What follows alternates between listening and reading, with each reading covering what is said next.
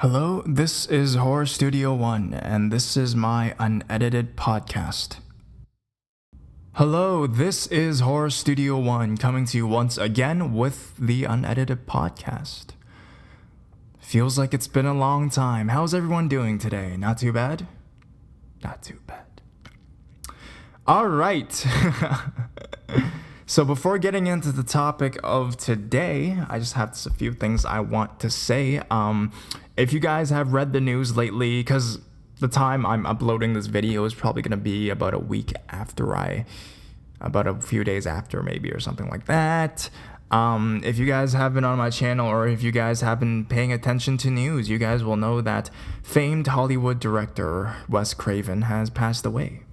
And I wanted to talk about it in a podcast. I wanted to share some of my thoughts on it, but then I decided, why not create a tribute video to that man and give something back to him, kind of thing. So I decided to do that, and I uploaded it last week. If you guys haven't checked it out, please go check it out. It's a touching, emotional video, and I share some of my, aside from some factual things about the director, I share some of my personal emotions about the thing as well.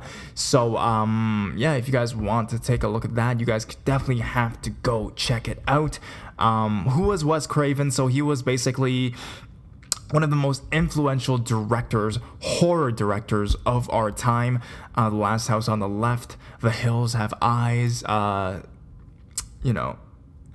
Freddy Krueger, Scream, all those infamous things about horror, and kind of giving horror a deeper meaning, but also allowing us to kind of laugh at ourselves as well, and it kind of breaks the fourth wall. Especially Scream. Actually, I'm going to talk a bit about Scream, because that was the film that really made me notice this director, and it's one of my favorite films ever. Basically Scream. Did I say Scream? Yes. Scream from the 90s. When I was a kid, I actually didn't watch Scream first. I watched Scary Movie first, which was a ripoff of Scream. But what Scream was actually trying to say, and besides the fact that there was a serial killer killing teenagers, was that the plot, or it kind of makes fun of the whole popular culture of slasher films, of teenager slasher films, that was created from, Nightmare on Elm Street and films in the past, Halloween and all that kind of stuff. It kind of makes fun of that formula, even though Wes Craven was the guy that made Nightmare on Elm Street, that he created Freddy Krueger, the demon with knives for fingers, the ghost with knives for fingers. He kind of makes fun of that in Scream, and it basically, a lot of his films, even his older ones, right? I haven't personally ever watched The Hills Have Eyes, but the commentary I've seen about it talks about something deeper than, what's actually going on camera, and that the remakes that he have made for The Hills Have Eyes is totally different than the original, because the times are different, and what he's trying to say through the horror films, through the gore and the blood and the massacre and the ghost and the horror and the being scared and the girl jumping around, is the fact that there's a deeper message to that. And in Scream as well, right? A lot of these slasher films have deeper meanings, like the virginity of a teenage girl, who is pure. The pure one always gets to live. Like, it has a lot of deeper meaning than what's imposed on screen, kind of thing. And I think Wes Craven really did that very well. He made the whole movie of Scream, the whole series of Scream was about infidelity. It was basically about Cindy's mother, who cheated on her husband, and that was, the whole story was basically based on that fact, a woman's infidelity, and all the killing, all the teenagers, all the blood, gore, rape, violence, all that kind of crazy shit, gore, all that blood going on, was actually just a kind of a packaging for the deeper psyche of the film, which was the infidelity of that woman, kind of thing. So yeah, I found it really interesting. When I was a kid, obviously, and I watched Scream, I watched it for the excitement, the thrill, of the guy. And we always found him pretty funny. He would like trip and fall. Like, you knew he was an actual person. Like, he wasn't like a superhuman being, the ghost face guy, because he would fall, he would, kind of slip up, he would fuck up kind of thing. So that made it pretty funny to me. I laughed my way through this horror film, but as you get older and you look deeper into it, you realize the context of what was going on behind everything, the summer blockbuster kind of movie, what was going on, like the message, the deeper message inside of that. And yeah, that's fine. That's why I like Scream, aside from being a very valuable part of my childhood memories, watching movies as a kid kind of thing. But yeah, and it really got me to notice this director. And of course I watched Red Eye in the future as well. I didn't know it was by Wes Craven. I really liked Red Eye as a movie. I think it had it wasn't as deep, and I guess it wasn't as popular as his earlier films, but I enjoyed it, and it was a good popcorn flick in my opinion. On a plane, and that's always really terrified me. Like, what if something happens on a plane? You're sitting beside an assassin on a plane. What can you do, kind of thing? And I guess it's just it takes the same formula. It's not just about you're this girl who meets an assassin on a plane. There's a deeper message to that, and it revolves around her father and her job and people that he's trying to kill as well. So I really enjoyed that as well. So, he passed away end of August 30th. And, he really gave something to the horror community. And as a horror YouTuber, I feel like I had to say something about that. And respects, I guess. And yeah, his stuff has really been a part of my childhood and given me things to enjoy, kind of thing. So yeah, if you guys haven't checked out that video, please go and check it out, and I talk a lot about that. But despite that news, the topic of today, and the reason probably why you guys clicked on here, is not to hear me talk about Wes Craven or Scream, but the topic of the day is Barbie.avi. So if you guys don't know what Barbie.avi is, you guys can Google it or check it out, but you guys can keep listening to me because I'll talk a bit about that. Basically, Barbie.avi, I uploaded this video around last week as well, so if you guys haven't check it out after this video maybe. It's a creepypasta that talks about a man or a guy who basically, he's at his friend's house, and then he finds a computer that basically came out of nowhere. It crashed onto the ground and broke into pieces, but he didn't know where it came from, but he actually took it because he needed some of the power of it or something like that. So he took it home with him, and upon taking it home, he connects this computer, and he eventually finds a video inside named Barbie. It's a video that he doesn't understand because the audio is completely cut out basically by static and background noise and stuff like that, but it shows a young woman behind a white backdrop. I feel like I'm reading a creepypasta right now with my tone. And basically she's talking to somebody, but you don't know what's going on because all the noise is gone, and she's just sitting there, and she's talking to this person. It seems like she's being interviewed because she'll stop and listen, and then she'll start talking again. Of course, still they don't know what it is, kind of thing. And the whole video is about 40 minutes long to an hour, I think, something like that. I don't know. I forget the creepypasta, but it's around that length. And she's basically talking, and then she starts, like, every time she gets more and more emotional as she talks, and she eventually starts to cry as well. And she keeps through the mouth of her words, the main character can see that this woman is saying the word skin, and she's always pulling at her own skin and then crying as well. So it appears that she doesn't seem very happy with her skin. Towards the end of the video, however, it fades to black, and then it shows that someone is walking along train tracks. The main character does not know why, but he recognizes the train tracks is somewhere near that house.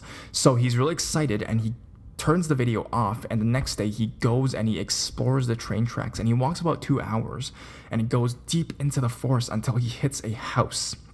Upon entering the house, he goes inside and he starts looking around the house. The house has various things that are very disturbing. Some of the furniture does not look like the house is very old, but the furniture looks very new. And the thing that really freaks him out is the bathtub, and it seems that someone just washed it. And it's a very new bathtub. It doesn't seem like it belongs there. And once he sees that bathtub, he sees the washroom, he hears a loud moan coming out from somewhere. So he freaks out and he jumps out the second-story window and never comes back. And that's the end of the creepypasta. And you might be asking, why is this so scary? Why is this so popular? But because it is one of the most infamous creepypastas ever. And the reason why I love it so much is because we don't fucking know. We don't know why everything is, right? And actually there is a video that you can find online about Barbie.avi that is actually the video of the video he found. We don't know if it is, but it seems like it is. And various things come up in the video. There was one part where it says it's supposed to be, an hour long or something like that, but one part is cut out. The part where she cries is cut out, and it just shows her talking, but you can't see what she's actually saying. Like, you can find this on YouTube, and maybe I'll give you guys a link or something like that. I put it in my creepypasta reading as well, the video itself, so you guys can take a look at that. Basically, what is so interesting is people don't know what the hell this is, kind of thing. Did it actually happen? Is it real? And I guess that's the reason why creepypastas are creepypastas, because this is something that can actually happen to you. You can actually be in that situation of you finding something on the internet, especially in this day and age. Everything is on the internet with all this creepy fucked up shit on the internet. It seems like it's plausible for anyone to plug in a computer, someone else's computer, and be looking for some other shit, but then find something worse than what they were expecting. And that's what happens, to the hero of the story. The videos themselves are very interesting because the woman, Barbie.avi, she's actually talking into the camera, and during the last final part, the part 4 video of, the actual videos that we can see online of Barbie.avi, it actually says on the screen, BiID. Now, you may be asking yourself, what is BiID and what does it have to do with the story? So BiID, and it basically means body integrity identity disorder, which basically is a psychological disorder for someone who feels that a certain body part they have does not belong to them, and that they would be happier if they would be able to remove that body part and get an amputee. That is BiID. So you might be thinking body dysmorphic disorder, that's BDD, you don't like how you look. No, they actually feel that they don't like their arm or something like that, and they feel that if they cut off their arm and put a plastic arm on, take the place of their arm, they will actually feel more comfortable because they feel like the arm does not belong to them. And generally these sufferers are ashamed of their own thoughts, and that they they go to extent of actually self-injuring themselves to the point where they fuck up their arm so much that they have to take it off. And something interesting was that aside from, her keeping on pulling on her skin and saying how she doesn't like her skin, in one of the thumbnails and one of the screenshots of the video, it actually shows Barbie is missing an arm. Yeah, so for those individuals who say that this creepypasta and this whole thing, it's not really creepy because anyone could just film anyone talking to a fucking camera, right? I mean, and it's obvious this video was shot in the 90s from the way they look to the quality of the video. People thought it could have been for a documentary or a student film, or just it was never released. No one knows why it was there. It's basically like the behind the scenes interview of actors, but you don't know this individual, this girl, she's just talking and crying and pointing at her skin, but at the very end it shows that she is missing an arm. So people will get the impression that BiID is the disorder that she has, that she eventually amputated her arm. And the fact that she's pulling on her skin, what does that mean? Does that mean that she wants to remove her skin as well? And the fact that she's crying, it could be because a lot of these individuals who have this disorder will obviously feel ashamed of the fact that they have this disorder. It's not fucking normal for you to want to cut off your own arm for no reason, right? So she's basically ashamed of this whole fact. And how does it relate to the story itself? And why it's so interesting is because when the main protagonist, he goes into the forest and he goes into that house, just the fact that there's a lot of new stuff there, and there's that bathtub still filled with water, as if something had happened there and somebody had cleaned it off. Could it be that this girl was there?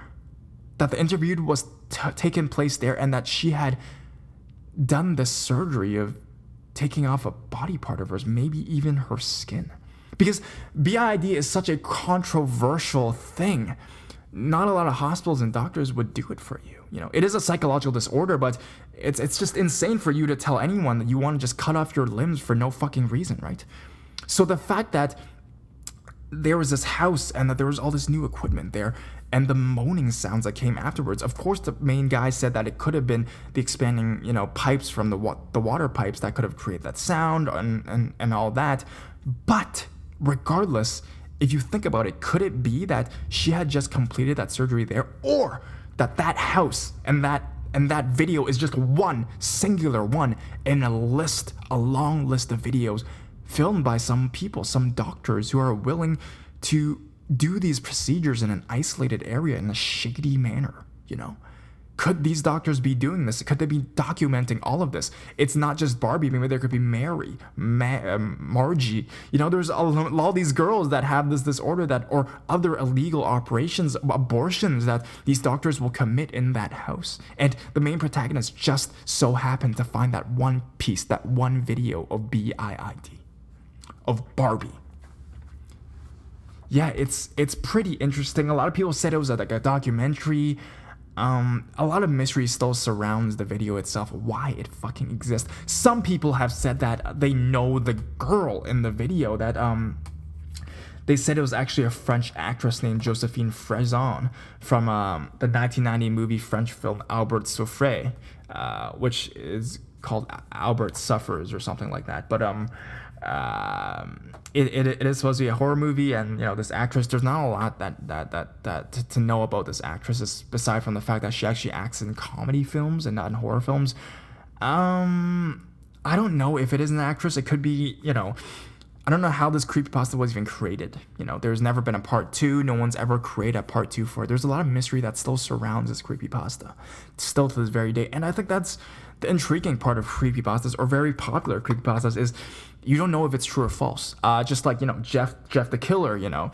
The first thing that ever appeared for Jeff the Killer, the story behind that, if you guys don't know, was it's a famous creepypasta as well, was the photograph of, you know, the Jeff, his scary white face. You know, that was the first thing that appeared, and all these stories and interpretations and you know, guesses started coming out for, you know, who that was, kind of thing, and thus sprung the legacy of Jeff the Killer, kind of thing. And even till this day, like, what is that photo? Who took it? Who was the person in there? Was it real? Was it fake? Is it a ghost? Is it a hoax?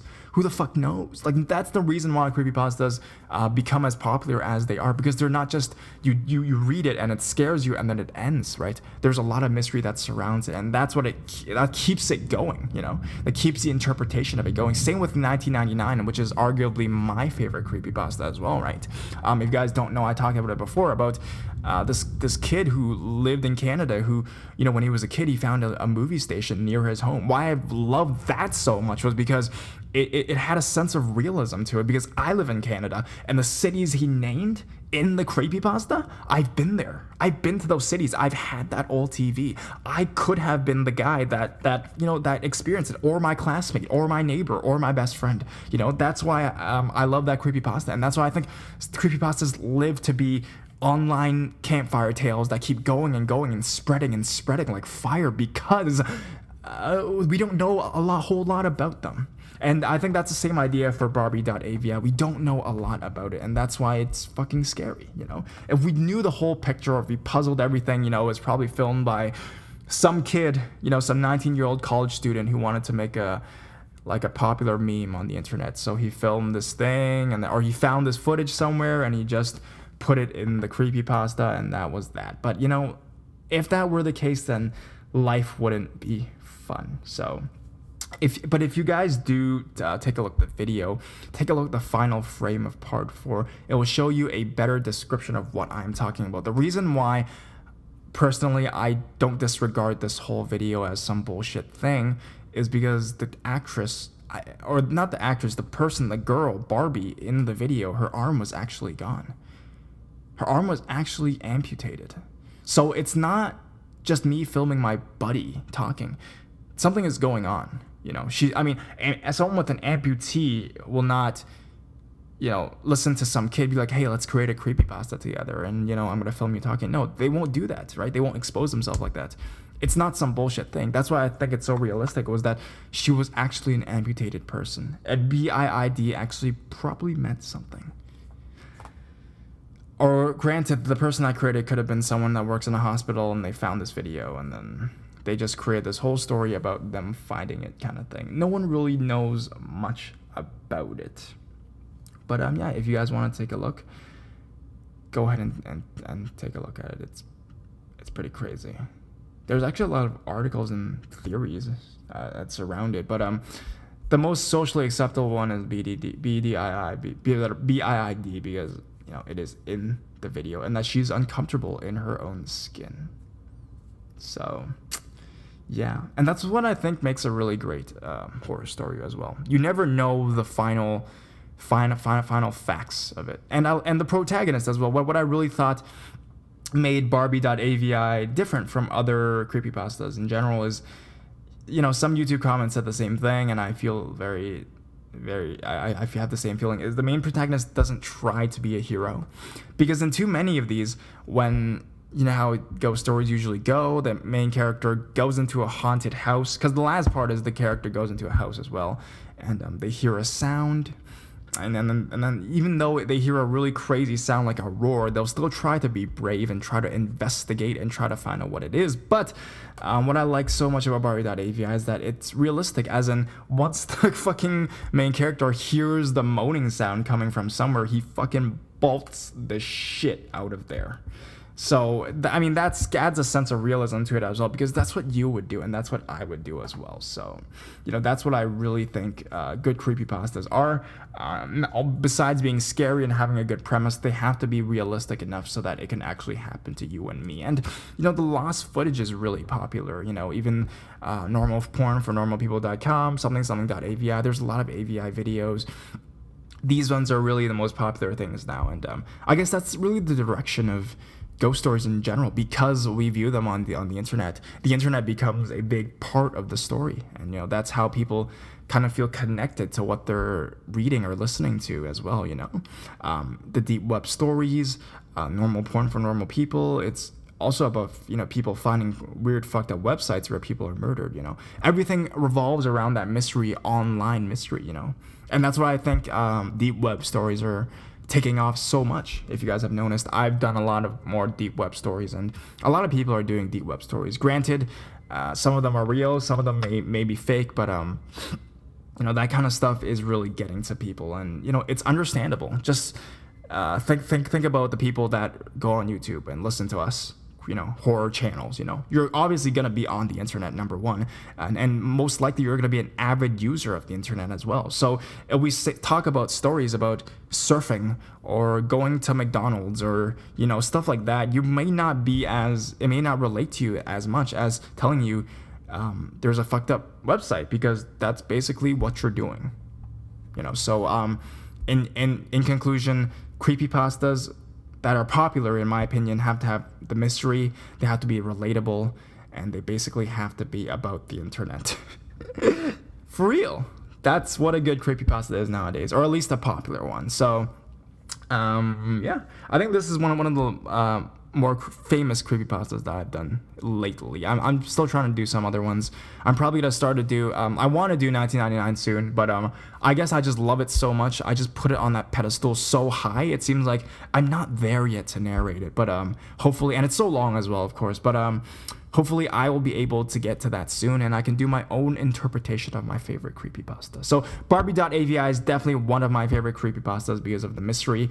If there's any other, mysteries or more evidence on the matter, I'll probably do an update on it, and hopefully one day we'll get to know what the fuck this was all about and what the video was about. Hopefully, but doesn't look like it's gonna be soon, but hopefully one day we shall know, and everything will probably be something so mediocre that we'll wish we never knew it. Anyways, that is Barbie.avi. So go check out that video, and thank you so much again for listening. and your continued support. So I know a lot of you guys are back to school, but I'm gonna keep the uploads going, and hopefully we'll go strong until the end of 2015, and we'll get more of you guys to join us. Thank you so much. Hope to hear from you soon. Bye. See ya.